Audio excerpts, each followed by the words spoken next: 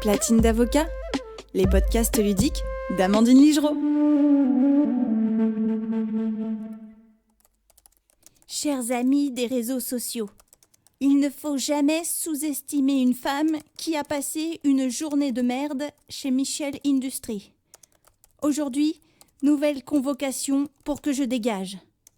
Qui est la taupe ? On verra en début d'année prochaine. Pour le moment, je stabilise les choses. Il propose de l'argent pour que je dégage. À tous les indices du patron. Je ne suis jamais allée au prud'homme avant. Et ce n'est pas 3 heures de sport que j'ai fait, mais 4. À bon entendeur. Ah, des commentaires. Petit con. Ah. Il est grand temps de partir de là-bas. Ah, je suis d'accord. Intéressant. Débusquer le faux ami, le traître, avant qu'il n'inocule son venin, est une opération aussi complexe que de nettoyer l'anus d'une hyène. Excellent. Quelques jours plus tard. Quoi ? Je suis licenciée pour faute grave, pour dénigrement de l'entreprise auprès des résidents et sur Internet ? Je savais que je devrais saisir les prud'hommes. Et ma liberté d'expression dans tout ça ? Oui, le lien de subordination ne prive pas les salariés de leur liberté d'expression. Le principe est simple. La libre communication des pensées et des opinions est un des droits les plus précieux de l'humain. Toute citoyenne et tout citoyen peut donc parler, écrire, imprimer librement, sauf à répondre à l'abus de cette liberté dans les cas déterminés par la loi.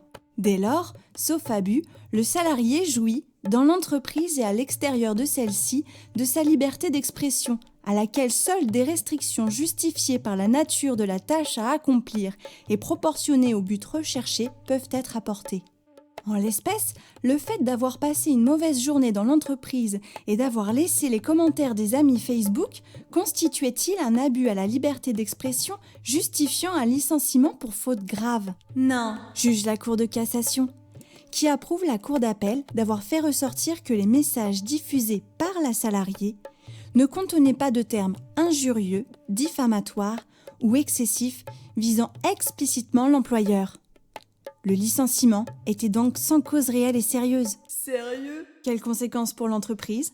Plus de 3 000 € au titre de l'indemnité compensatrice de préavis, plus de 300 € au titre des congés payés afférents, plus de 3 000 € au titre de l'indemnité de licenciement, plus de 800 € à titre de rappel de salaire correspondant à la période de mise à pied conservatoire, 87 € au titre des congés payés afférents, plus de 10 000 € à titre de dommages et intérêts pour licenciement sans cause réelle et sérieuse, et 2 500 € au titre de l'article 700 du Code de procédure civile. Moralité, les gains du rat sont pour le serpent. Vous avez écouté Platine d'avocat, les podcasts ludiques d'Amandine Ligereau.